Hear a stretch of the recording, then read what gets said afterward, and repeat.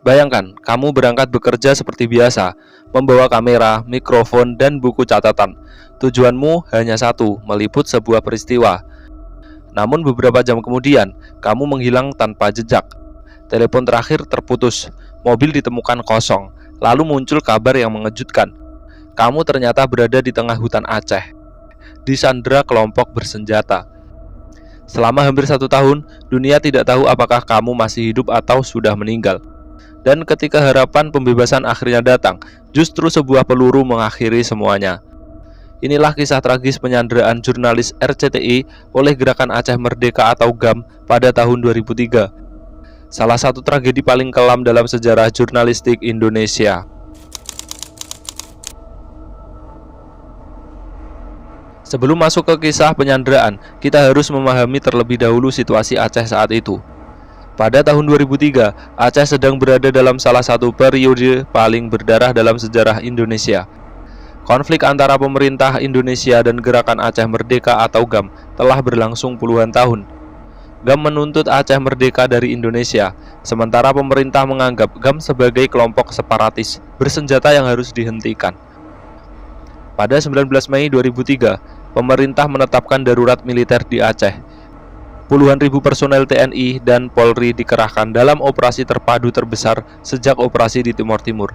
Baku tembak hampir terjadi setiap hari, desa-desa menjadi medan perang, jalan raya dipenuhi pos pemeriksaan. Siapapun yang memasuki Aceh saat itu mempertaruhkan nyawanya, termasuk para jurnalis. Di tengah kondisi tersebut, RCTI mengirim tim peliputnya. Tim itu terdiri dari Ersa Siregar sebagai reporter senior, Ferry Santoro sebagai juru kamera, Rahmat Syah sebagai sopir. Ersa bukan wartawan baru, ia telah bertahun-tahun meliput berbagai konflik. Namun liputan di Aceh kali ini berbeda. Situasinya jauh lebih berbahaya dibandingkan penugasan sebelumnya.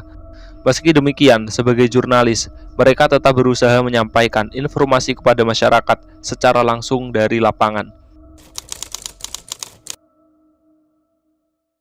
Pada akhir Juni 2003, tim RCTI bergerak menuju wilayah Langsa, Aceh Timur. Wilayah tersebut dikenal sebagai salah satu basis kuat GAM. Mereka berencana melakukan peliputan terkait operasi militer. Namun setelah perjalanan itu, kontak mendadak terputus. Telepon genggam tidak lagi aktif, pihak kantor mulai panik. Berjam-jam berubah menjadi berhari-hari, tidak ada kabar. Mobil yang mereka gunakan akhirnya ditemukan, tetapi seluruh penumpangnya hilang. Saat itulah muncul dugaan bahwa mereka telah diculik.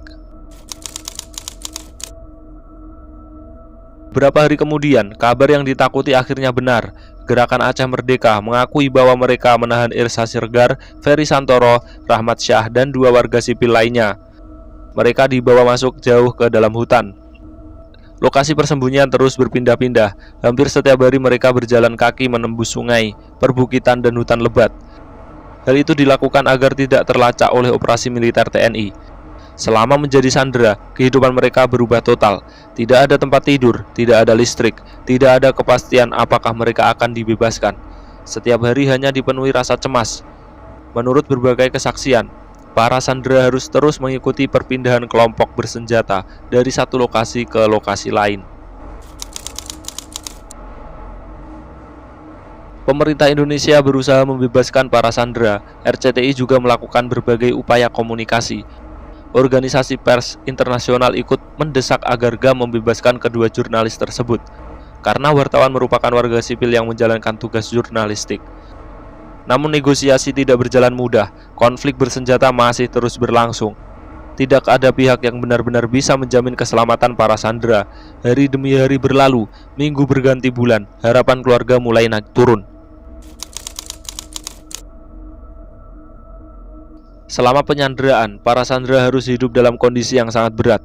Persediaan makanan terbatas, mereka sering berjalan berjam-jam. Tidur hanya beralaskan tanah. Setiap suara helikopter membuat seluruh rombongan berpindah lokasi. Mereka hidup dalam ketidakpastian. Bahkan ketika sakit, tidak ada fasilitas kesehatan yang layak. Meskipun demikian, Ersa tetap berusaha menjaga semangat rekan-rekannya. Tidak ada yang tahu kapan semua ini akan berakhir. Memasuki akhir Desember 2003, pasukan TNI semakin mempersempit ruang gerak kelompok GAM. Di kawasan Sungai Malehen, Simpang Ulim, Aceh Timur, terjadi kontak senjata. Tembakan terdengar dari berbagai arah. Di tengah baku tembak itulah, Ersa Siregar berada di lokasi bersama para penyandera.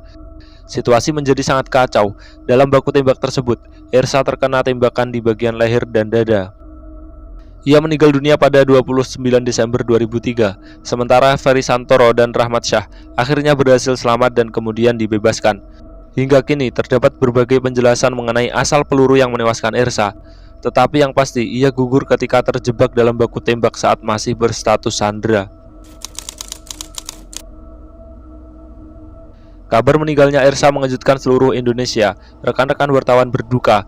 Banyak yang menilai tragedi ini sebagai pengingat bahwa jurnalis seringkali mempertaruhkan nyawa demi menghadirkan informasi kepada publik. Ersa menjadi salah satu simbol keberanian wartawan Indonesia yang bekerja di wilayah konflik. Peristiwa penyanderaan ini juga membuka mata banyak pihak mengenai pentingnya perlindungan bagi jurnalis di daerah konflik. Wartawan bukanlah kombatan, mereka hadir untuk merekam fakta. Namun dalam konflik bersenjata, batas antara warga sipil dan medan perang seringkali menjadi sangat tipis.